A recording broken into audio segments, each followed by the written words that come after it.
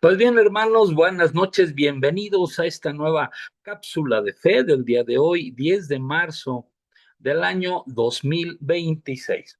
En esta ocasión, hermanos, vamos a tratar el tema de la Iglesia Católica. Nosotros, bueno, somos creyentes, somos feligreses, seguidores de la Iglesia Católica, nos declaramos católicos, voy a la iglesia, para toda la iglesia, pero vamos a asomarnos hoy un poquito a esta realidad. Nuestra Santa Iglesia Católica, que pues nació, ya vamos a cumplir 2000 años, ya no tardamos mucho, unos 4 años más o menos nos esperan para que cumplamos como iglesia esos 2000 años de edad. Vamos a ver esta presentación, hermanos, para que conozcamos un poquito más de esta estructura que tiene nuestra Santa Iglesia. A ver, vamos. Y,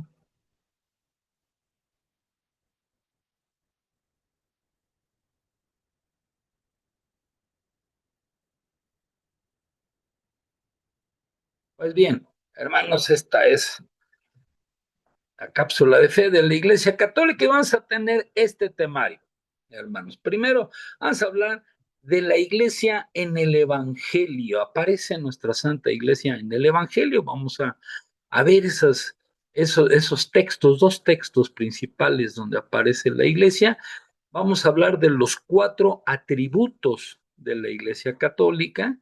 Vamos a ver también la jerarquía de la Iglesia, las 3 misiones que tiene principalmente nuestra Santa Iglesia, los ritos de la Iglesia y los 3 estados de la Iglesia Católica. Bien, vamos a ver, hermanos, la Iglesia en el Evangelio. La Iglesia Católica es fundada por nuestro Señor Jesucristo, eso es un hecho definitivo. Nuestra Santa Iglesia Católica es fundada por nuestro Señor Jesucristo.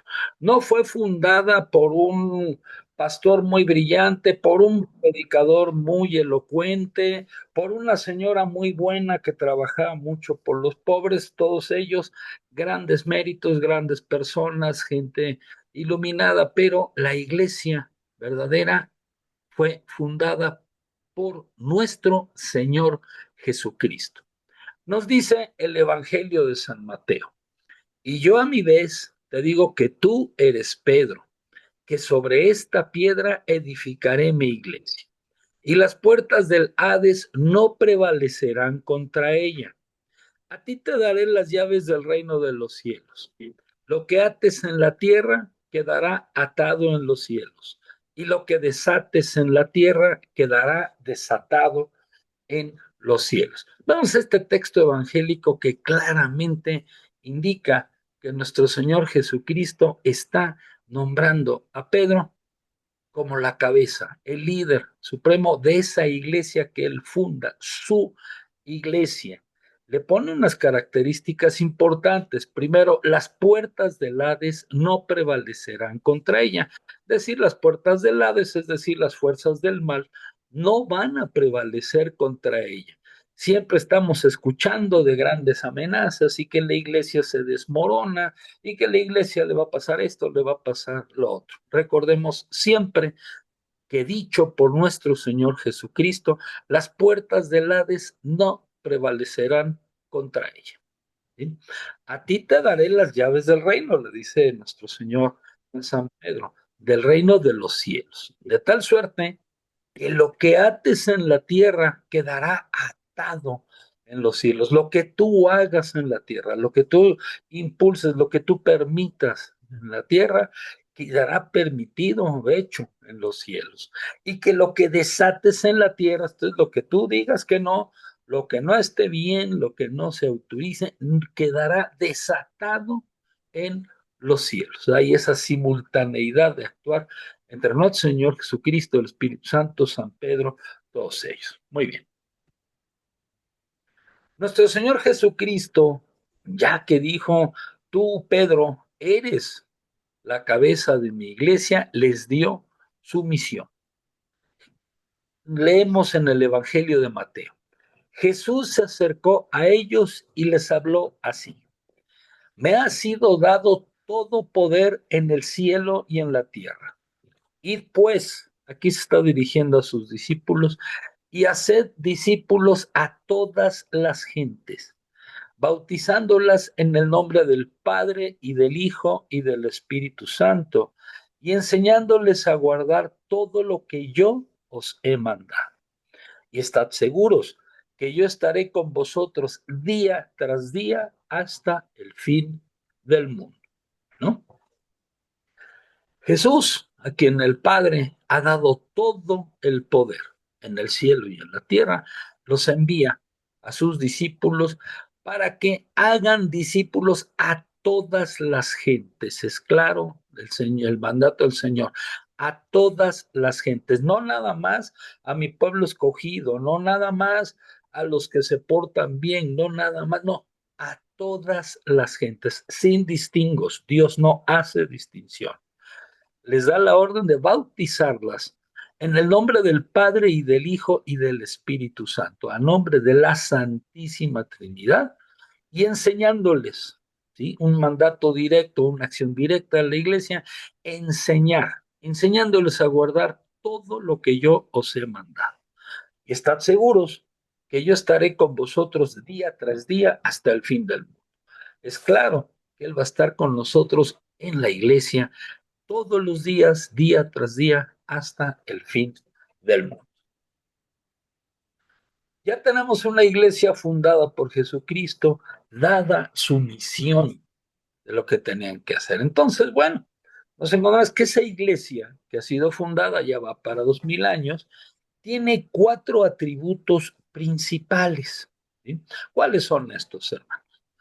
Primero, nos dice el Catecismo de la Iglesia Católica en su numeral 811. Esta es la única iglesia de Cristo de la que confesamos en el credo que es una, santa, católica y apostólica. Estos 4 atributos, una, santa, católica y apostólica, inseparablemente unidos entre sí, indican rasgos esenciales de la iglesia y de su misión.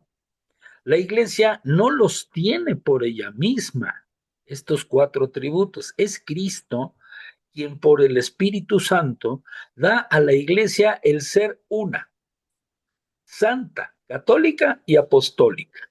Y Él es quien la llama a ejercitar cada una de estas cualidades. Jesús da estas 4 atributos, estas 4 cualidades a la iglesia y las llama a que las ejerza, a que las ponga en práctica. Vamos a ver cada una de estas 4 atributos. Primero, en su numeral 813, el Catecismo de la Iglesia Católica nos define que la iglesia es una, debido a su origen. El modelo y principio supremo de este misterio es la unidad de un solo Dios, Padre e Hijo en el Espíritu Santo, en la Trinidad de las personas. La iglesia es una debido a su fundador, pues el mismo Hijo encarnado, príncipe de la paz, por su cruz reconcilió a todos los hombres con Dios, restituyendo la unidad de todos en un solo pueblo y en un solo cuerpo. Esto es muy importante que lo tengamos muy claro. La iglesia es una debido a su alma, el Espíritu Santo que habita en los creyentes y llena y gobierna toda la iglesia, realiza esa admirable comunión de fieles y une a todos en Cristo tan íntimamente que es el principio de la unidad de la iglesia. Por tanto, pertenece a la esencia misma de la iglesia ser una, porque es para mí una parte a resaltar, ¿sí? Muy, muy, muy importante, ¿sí? Es que la iglesia es una debido a su alma, Jesucristo, que es uno con el Padre, uno con el Espíritu Santo, vinieron Jesucristo a fundar un solo pueblo. Ya no hubo distingos con nuestro Señor Jesucristo, que el pueblo elegido, que los paganos, que los gentiles, no. un solo pueblo, y les dice en su misión, id y bautizad a toda criatura que esté dentro de su iglesia. Por eso la iglesia es una. La iglesia de Jesucristo es una porque Jesucristo la fundó. La iglesia es santa. ¿Sí? El segundo atributo nos dice el catecismo en su numeral 866. La iglesia es santa. Dios santísimo es su autor. Cristo, su esposo, se entregó por ella para santificarla. El espíritu de santidad la vivifica. Aunque comprenda pecadores, ella es ex maculatis inmaculata, es decir, inmaculada aunque compuesta de pecadores. La iglesia es santa porque Dios, que es su autor, que es su fundador, es santo. El único que es santo es Dios, el tres veces santo. Él fundó su iglesia es santa a partir de la santidad de su fundador, que es nuestro Señor Jesucristo. La iglesia es católica, como nos lo dice el numeral 867 del Catecismo, dice la iglesia es católica. Católico significa universal. Anuncia la totalidad de la fe. Lleva en sí y administra la plenitud de los medios de salvación. Es enviada a todos los pueblos. Se dirige a todos los hombres. Abarca todos los tiempos. Es por su propia naturaleza, misionera. Es universal porque Jesús manda a sus apóstoles a predicar el Evangelio a toda criatura, bautizándonos a todos en el nombre del Padre, del Hijo y del Espíritu Santo. La iglesia es la única que administra la plenitud de los medios de salvación, los sacramentos, la palabra del Señor, etcétera. Entonces la iglesia es universal porque va dirigida a todos los seres humanos. En el otro lado, puede haber quien decida seguir a la iglesia y puede haber quien decida no hacerlo. El que decida no hacerlo está en su libertad, la libertad que Dios le otorgó en su creación, pero eso no le quita la universalidad a la iglesia. La iglesia también es para él, pese a su rechazo.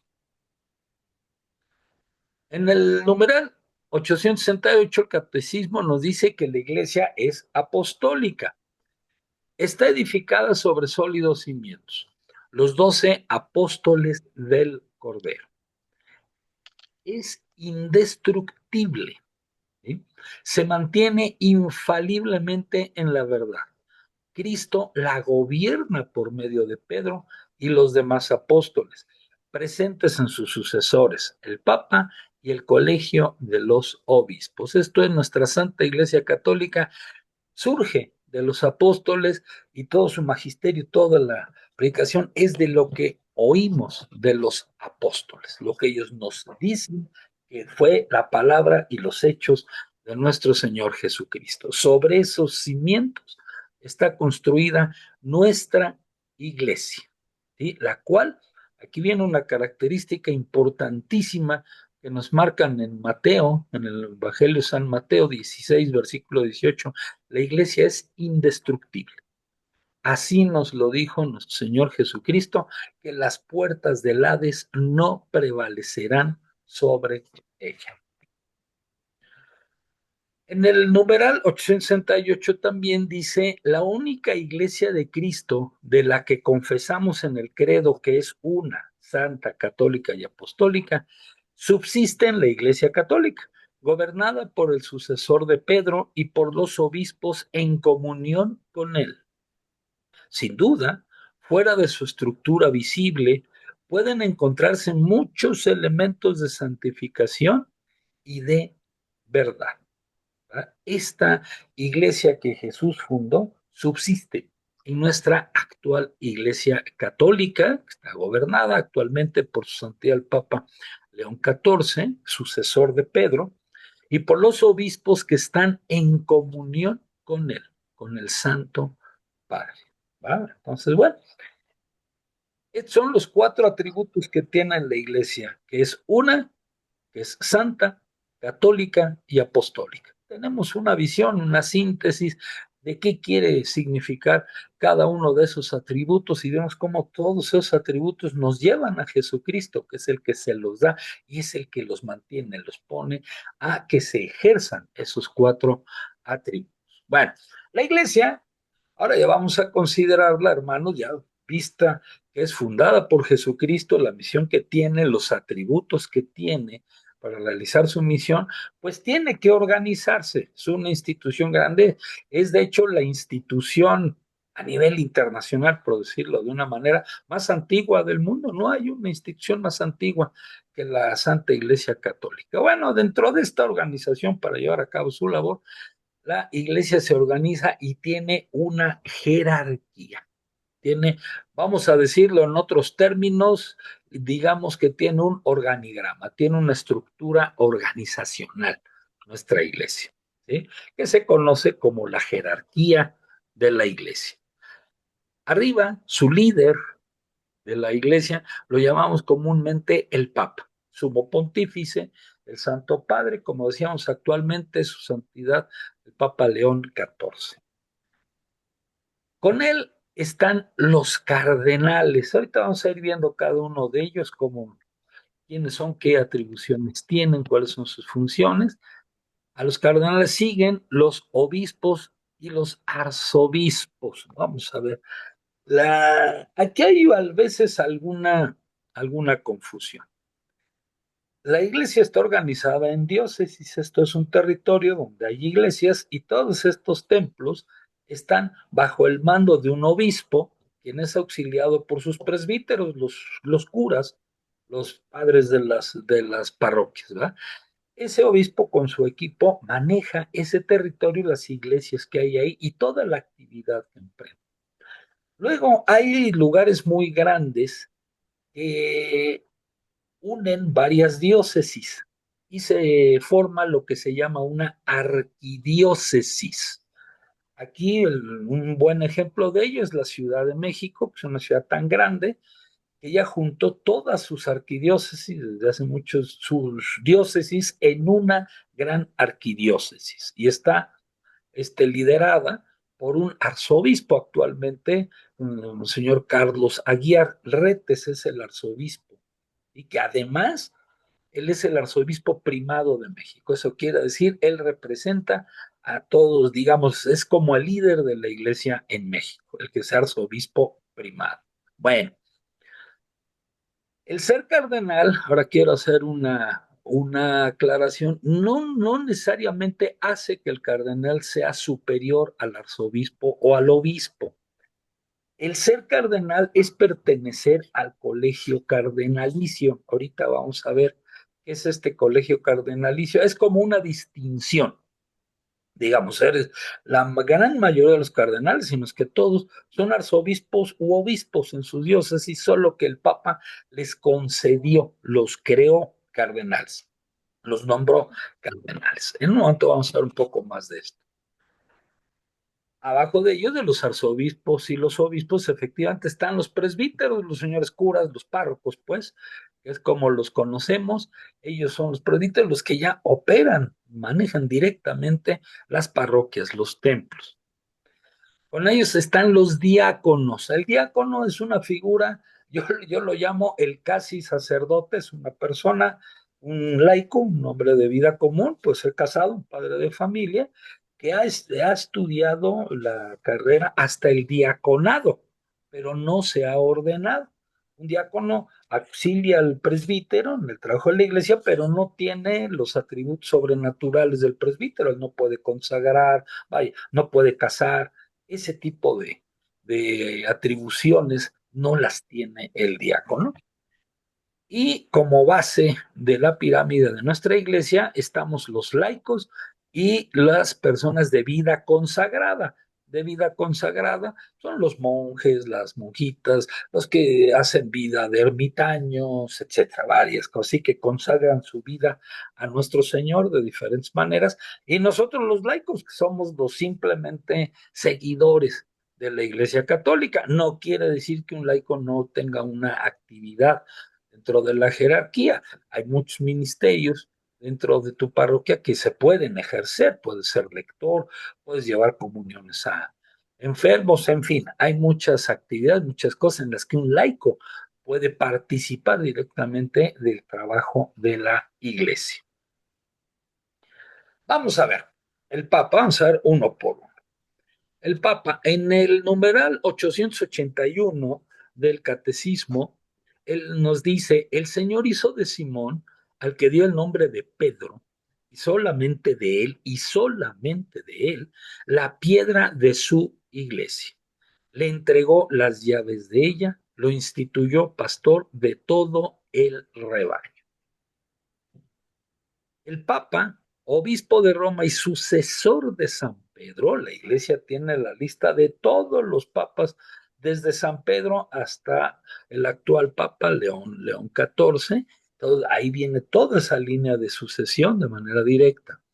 Él, el Papa, es el principio y fundamento perpetuo y visible de unidad tanto de los obispos como de la muchedumbre de los fieles. ¿Sí? El Papa es nuestro principio, es el fundamento perpetuo y visible de unidad. El pontífice romano, en efecto, tiene en la iglesia, en virtud de su función de vicario de Cristo y pastor de toda la iglesia, ojo con esto, la potestad plena, suprema y universal que puede ejercer siempre con entera libertad.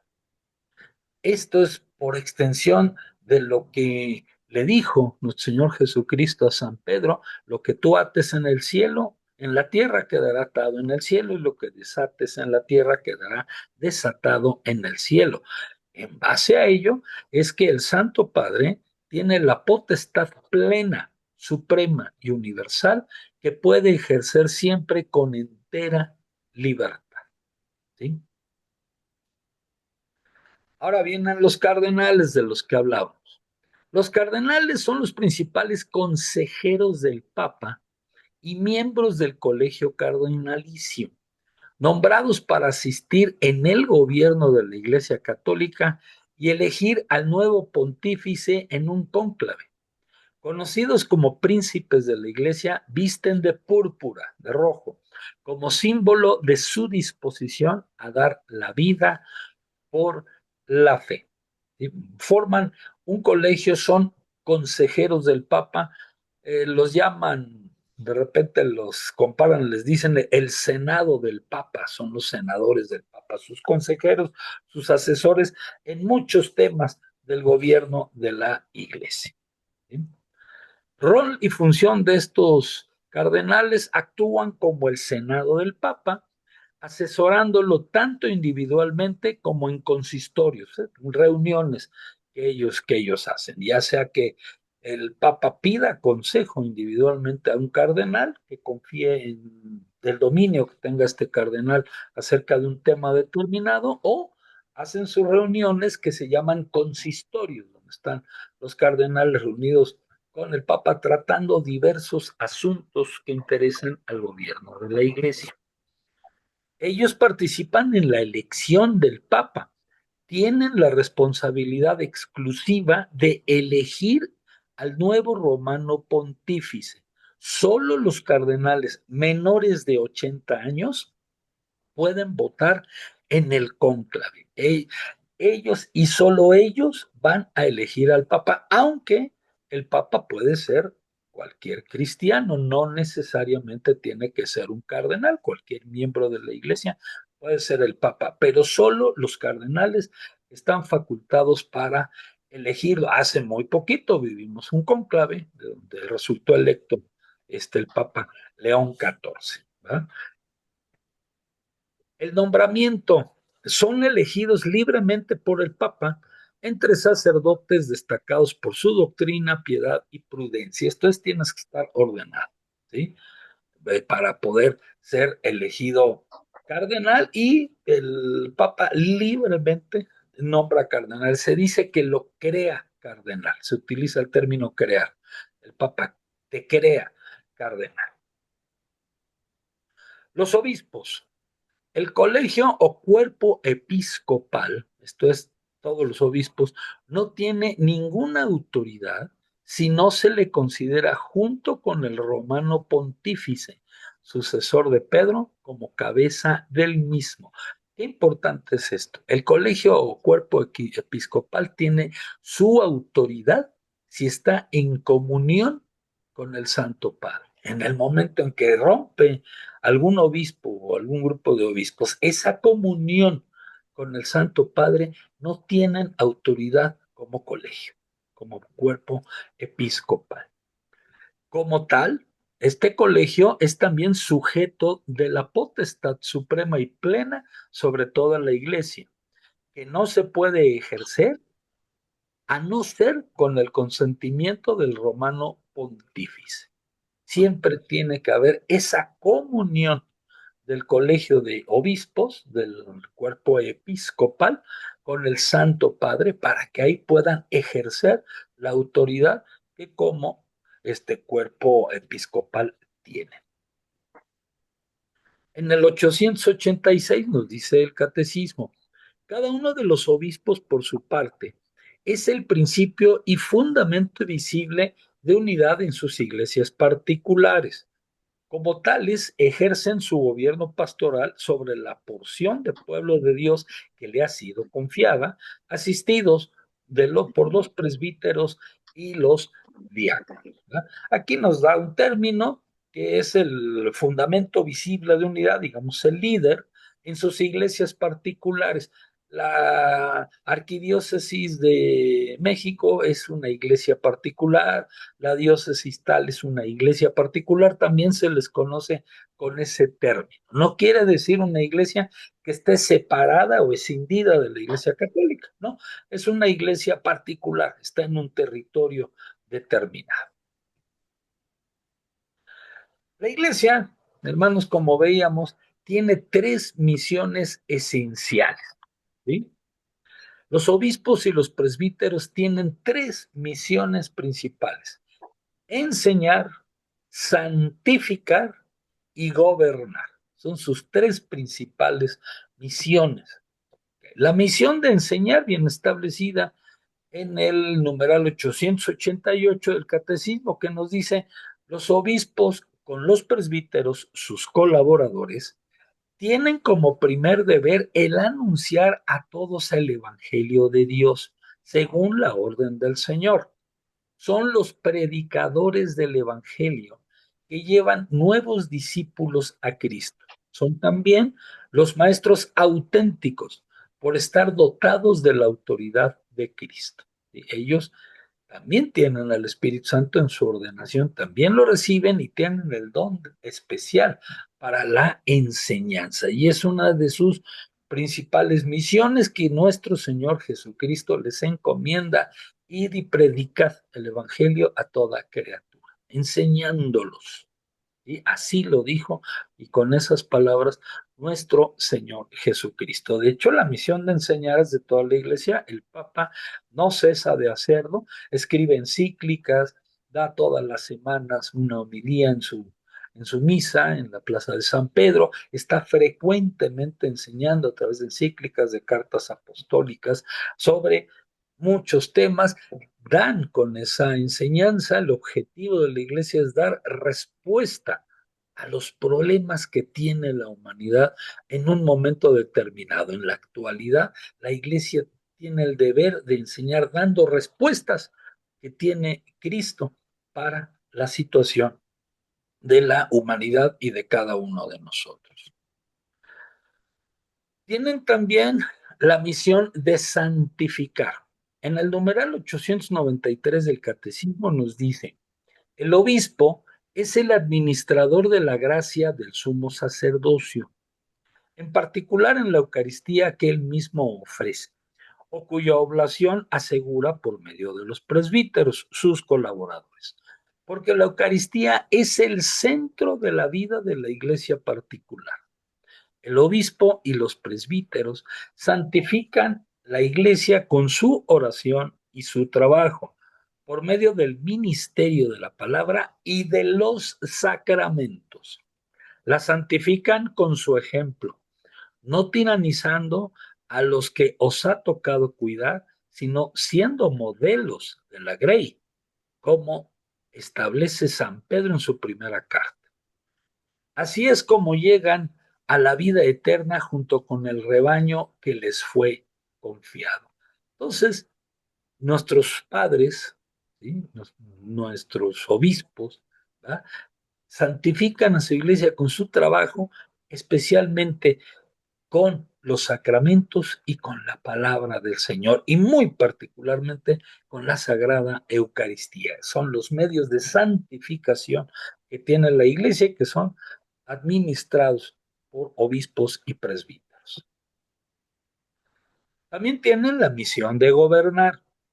En el numeral 894 nos dice, los obispos, como vicarios y legados de Cristo, gobiernan las iglesias particulares que se les han confiado, no solo con sus proyectos, con sus consejos y con ejemplos, sino también con su autoridad y potestad sagrada, que deben, no obstante, ejercer para edificar con espíritu de servicio que es el de su maestro.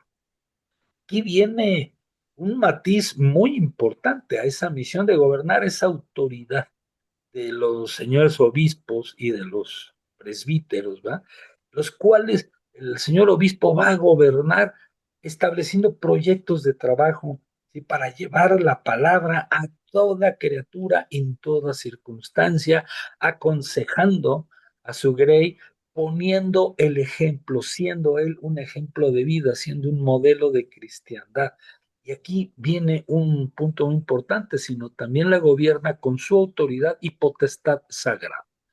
Él, cuando es ordenado obispo, pues tiene una autoridad que viene de Dios. Su autoridad es indiscutible si él está en comunión con el Santo Padre, que deben, no obstante, ejercer, y aquí viene una característica importante del ejercicio de esa autoridad, ejercer para edificar con espíritu de servicio, que es el de su maestro.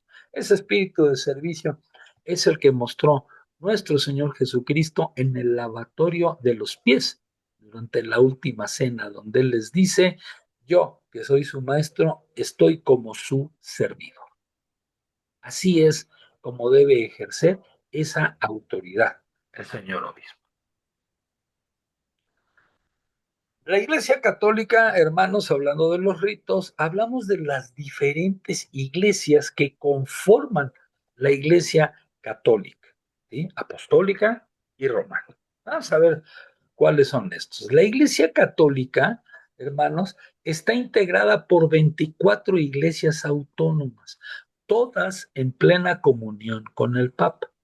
Este conjunto de iglesias incluye una iglesia occidental, conocida como la Iglesia Latina o la Iglesia Romana, y 23 iglesias católicas orientales que poseen tradiciones, ritos litúrgicos y disciplinas propias, aunque comparten la misma fe y los dogmas. En materia de fe y en materia dogmática, de todos los dogmas de fe, se comparte todo eso. Ellos están sometidos a la autoridad del Santo Padre, ellos lo reconocen como su jefe, por lo tanto pertenecen a la Iglesia Católica, aunque las diferencias son que ellos tienen tradiciones, ritos litúrgicos y disciplinas propias que no contradicen tampoco la doctrina, ni los dogmas, ni la fe.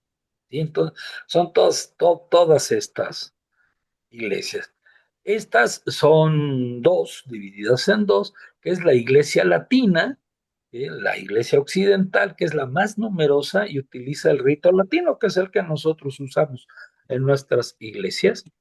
Y están también las iglesias católicas orientales, de las cuales son 23 iglesias distintas, son muchas, la bizantina, la alejandrina, la antioquena, la siria, la armenia, etcétera. Algunas de ellas con la antioquena fundada por San Pablo, vienen de muy antiguo, ¿verdad?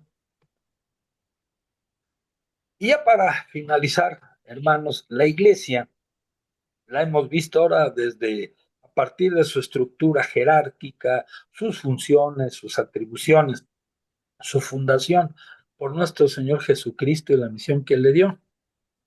Pero la iglesia somos toda la comunidad de fieles, somos todos nosotros. Tú que estás escuchando esta cápsula, eres miembro de la iglesia, eres parte de esa iglesia como laico que vas a misa, que ejerce los sacramentos, eres parte de la iglesia. El cardenal, obispo, sacerdotes, etcétera, son parte de la jerarquía de la iglesia. Estos son los que ejercen la autoridad, los que hacen funcionar la iglesia, pero todos la integramos. Y en ese todos la integramos, toda esa gran iglesia, la iglesia tiene tres estados, ¿sí? Comprendiendo entonces a la iglesia como la reunión de los discípulos seguidores de Cristo. Esta tiene tres estados. Uno es la iglesia caminante, que es también conocida como militante o peregrina. La iglesia purgante, también conocida como sufriente o expectante. Y la iglesia triunfante, la iglesia gloriosa, también se le conoce así.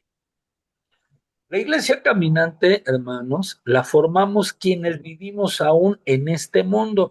Tú y yo, hermano, somos parte de la iglesia caminante. Estamos en el camino de nuestra salvación, realizada ya por la encarnación, muerte y resurrección de Cristo, pero que requiere nuestra libre aceptación y práctica de sus enseñanzas a lo largo de esta vida.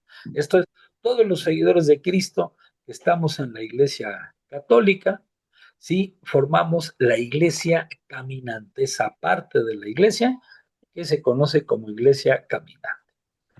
Otra de las partes de los estados de la iglesia es la iglesia purgante. Esta iglesia purgante la llamamos a quienes murieron en estado de gracia y por lo tanto ya han sido salvados, ¿sí? Pero se encuentran en un periodo de purificación de sus faltas para poder llegar al cielo. Esto es que están, como lo conocemos, en el purgatorio. Ellos ya no pueden obtener gracias por sí mismos, o sea, el tiempo para hacer méritos ya pasó, entonces ellos tienen que estar en el purgatorio, por lo que es necesario que ofrezcamos oraciones y sufragios por su purificación, ¿sí? Por todos nuestros familiares, amigos que ya no están, que ya han sido llamados por el Padre, oremos por ellos porque pueden formar parte de esta iglesia purgante y requerir mucho de nuestra oración para purificarse lo es posible e ir a la presencia de Dios, esto es, para ir al cielo. Y finalmente está la iglesia triunfante, hermanos, que incluye a todos los santos que han llegado a la presencia de Dios.